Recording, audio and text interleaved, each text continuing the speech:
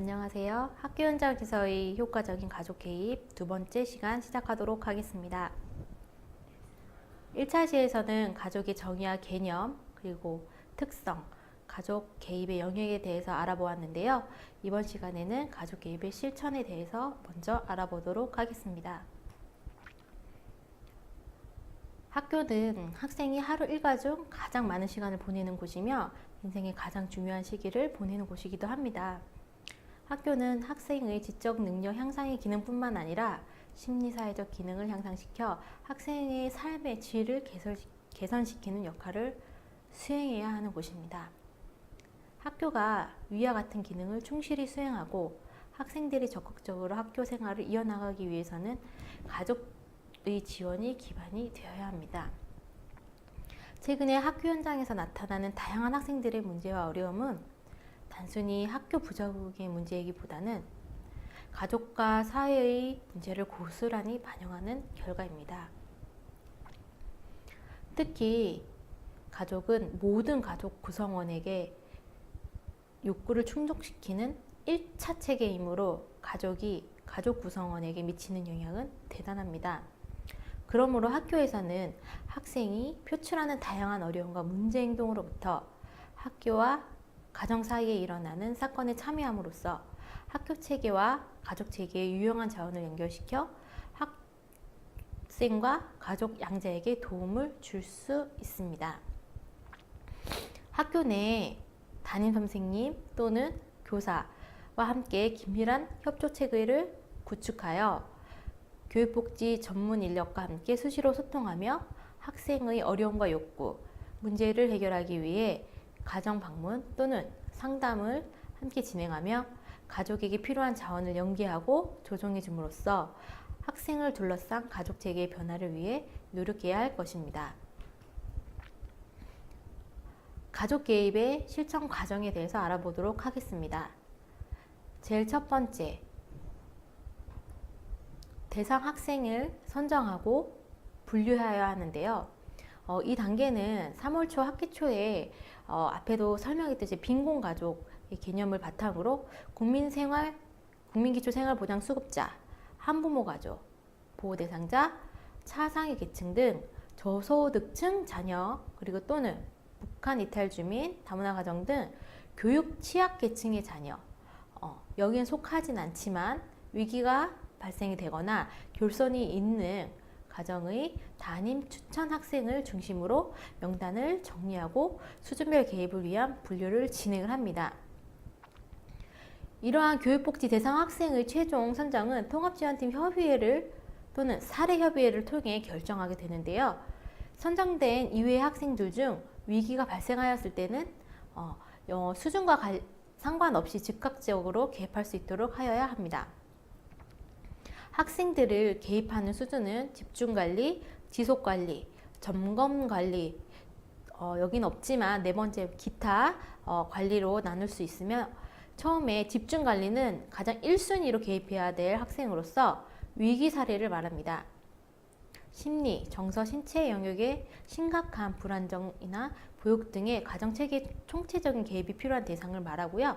지속관리는 가정에서 관리가 다소 미흡하거나 또는 학습이 부족하거나 정서적인 결핍감을 가진 학생을 말합니다. 점검관리는 복지 대상이나 가정 내 관심이 있어 그래도 학습이나 보호 수준이 양호한 학생을 말하고요. 또는 복지 대상이지만 본인의 참여 의사가 없는 학생을 나타냅니다. 나머지 이제 여기에 나타나지 않은 이제 사순위의 학생들은 프로그램에 언제든지 참여할 수 있도록 명단을 잘 가지고 있어야 하는 학생들에 속합니다. 그러한 개입 수준별 학생들을 분류를 한 후에는 당연히 면담을 진행해야 합니다. 이제 상담이라고도 표현을 하는데요.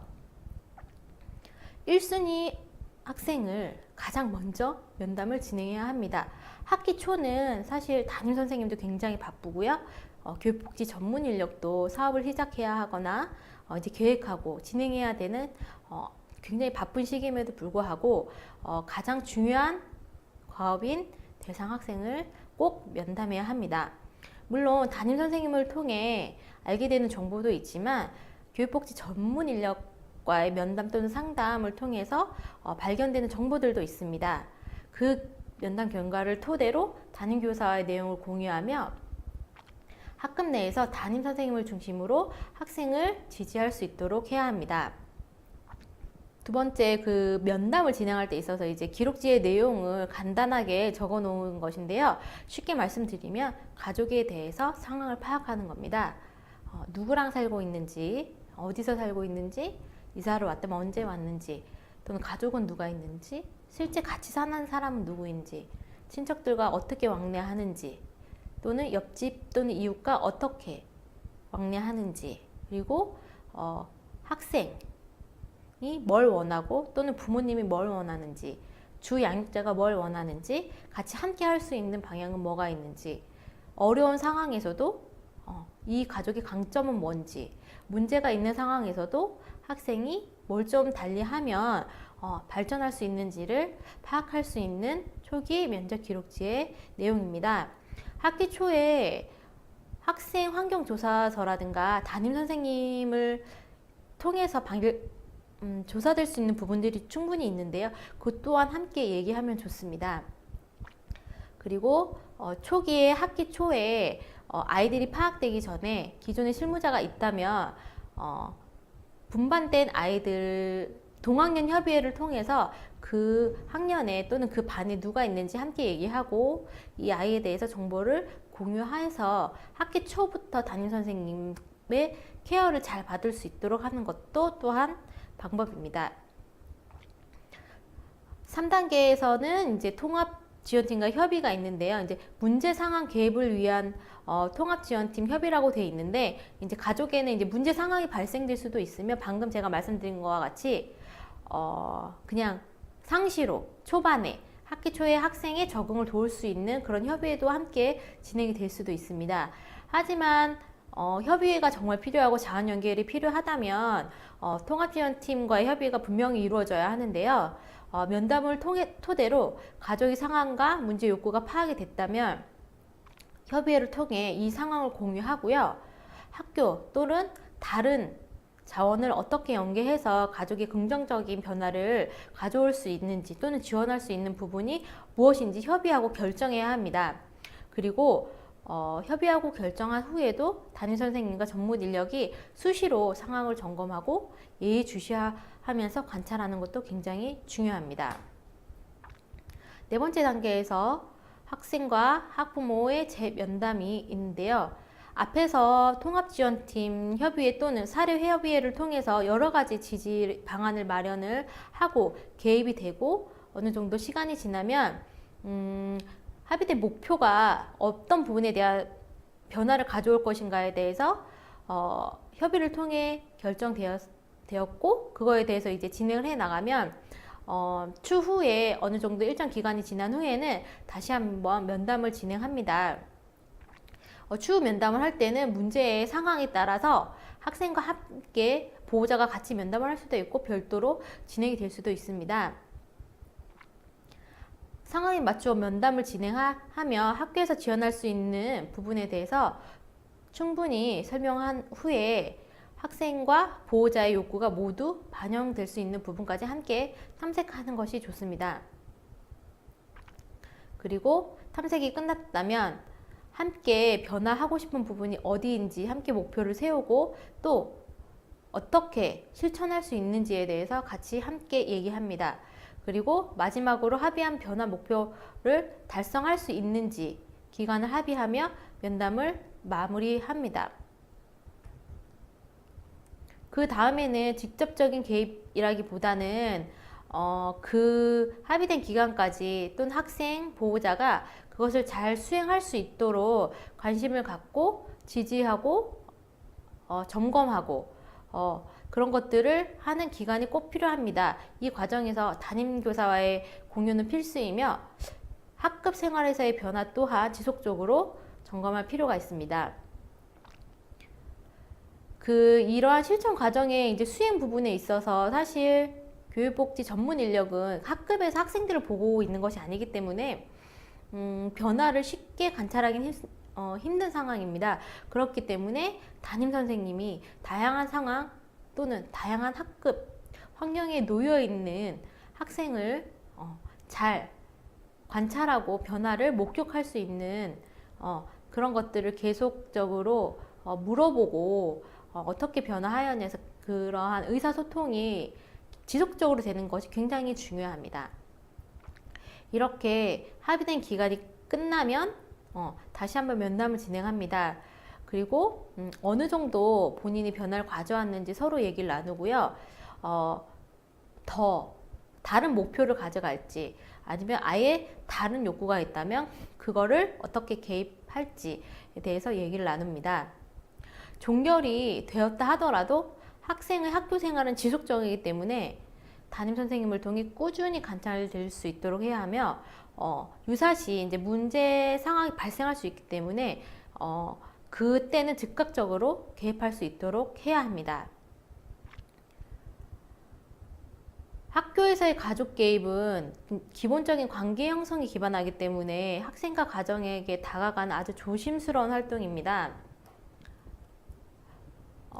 기존에 이제 담임 선생님들이 아주 옛날에는 이제 방문을 한다거나 이런 것들이 과정이 있었지만 현대 사회로 또 넘어오면서 이런 것들이 없어졌고 다시 이제 사회적인 문제로 발생을 하다 보니까 이 가정 방문 또는 가정을 파악하는 게 굉장히 이 가정 또는 학생의 변화를 가져오는데 가장 큰 영향을 주는구나 라는 거에 대해서 다시 한번 이제 좀 인지한 부분이 있고요. 그렇기 때문에 그렇게 위기나 어려운 상황에 가정은 그렇게 개입을 하면 되는데 그래도 강점이 있고 변화할 수 있는 힘이 있는 또 가족들은 또 단순 프로그램 참여를 통해서 좀 더 깊게 또는 그 직접적으로 실무자나 담임 선생님이 막 개입을 해서 하는 게 아니라 스스로 그러한 힘을 가족 안에 역동성을 만들어낼 수 있는 가족이 있습니다.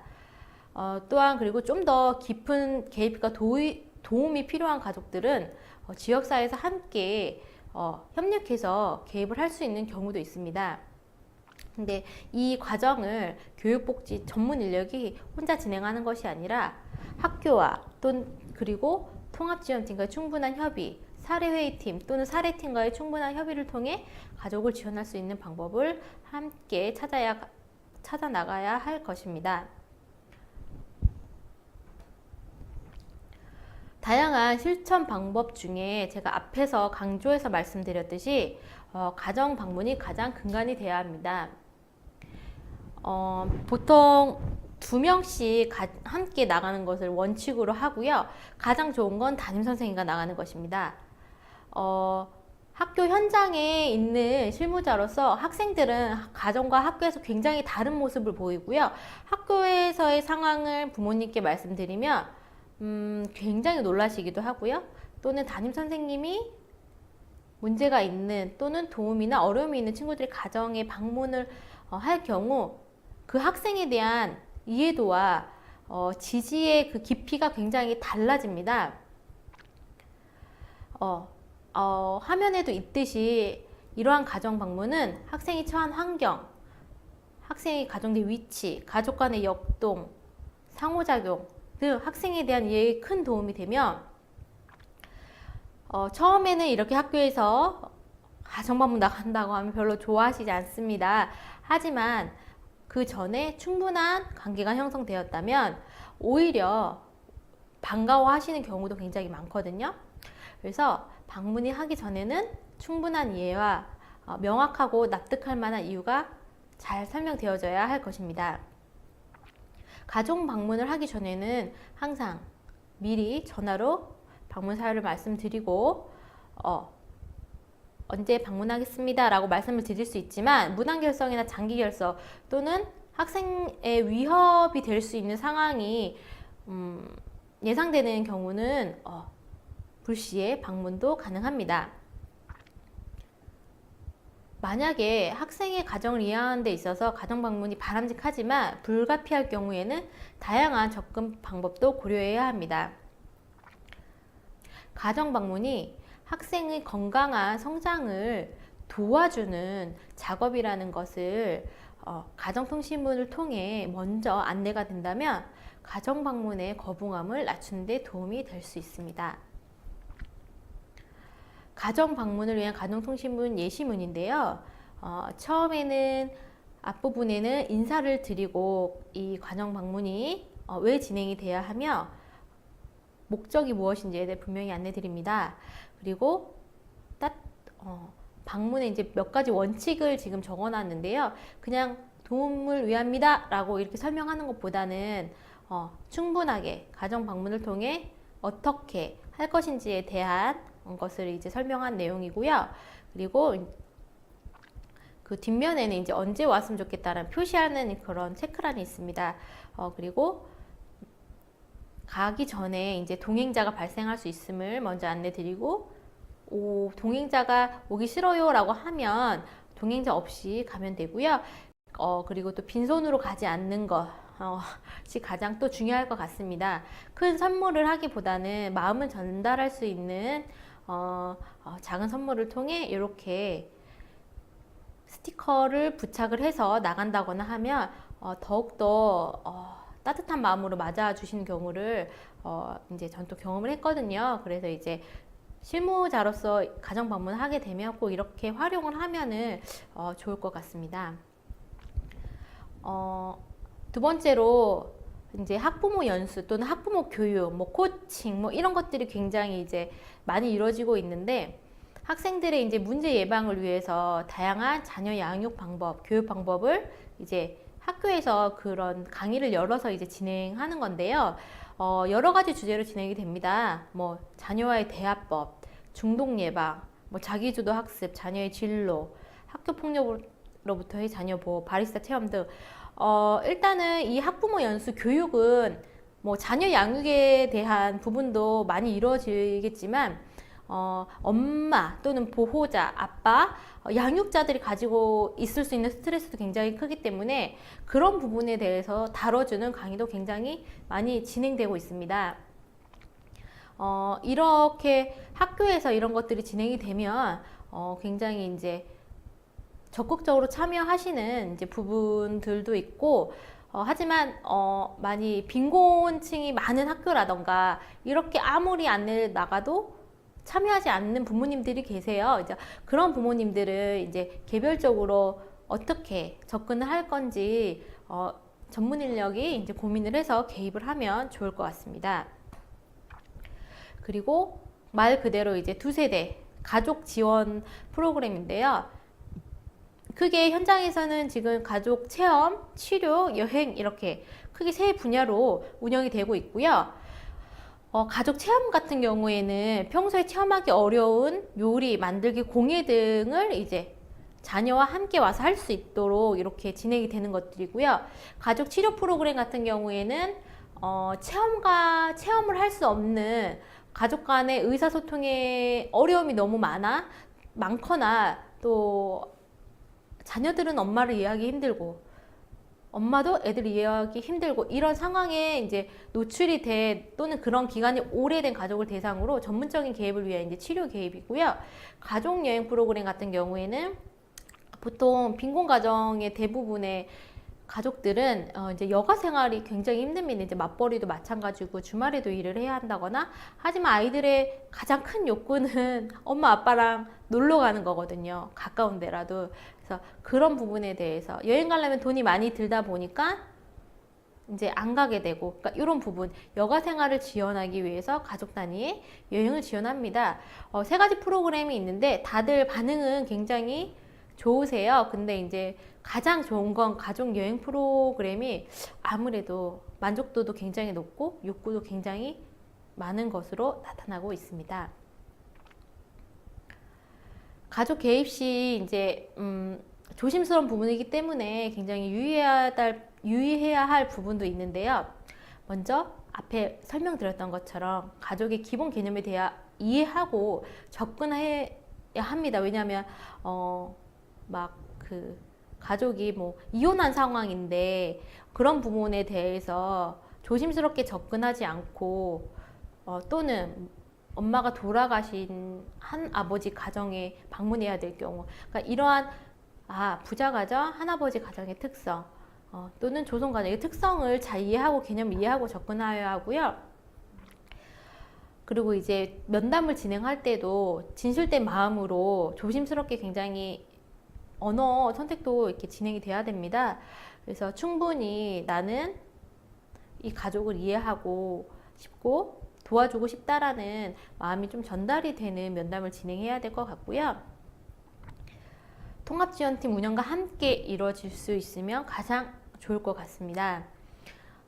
그리고 가족관계 형성할 때 가족들이 처음에는 좀 이렇게 잘 참여하다가 이제 말기 되면 학교나 실무자들도 다소 소홀해질 수 있는 부분이 있기 때문에 중기 말기 이렇게 처음 중간 끝은 조금 그래도 다시 한번 정확하게 의견을 전달한다거나 점검하는 시간이 필요할 것 같고요. 그리고 잘 이해할 수 있도록 가장 처음에 가장 많이 설명하는 게 좋습니다. 그리고 이러한 계획 과정은 담임 선생님과 공유해야 되며 당연히 관리자분, 교장, 교감 선생님도 알고 계셔야 되는 부분이 있고요.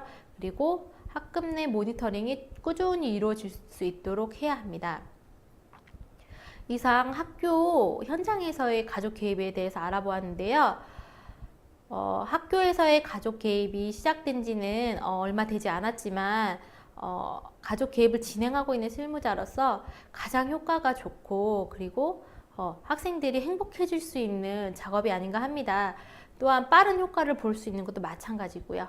그래서 프로그램을 많이 돌리는 것보다는 가족과 함께하는 시간을 만들어 준다거나 그 가족이 행복해질 수 있는 방법을 함께 찾는 시간이 많아지면 좋겠습니다. 이상 강의를 마치도록 하겠습니다. 감사합니다.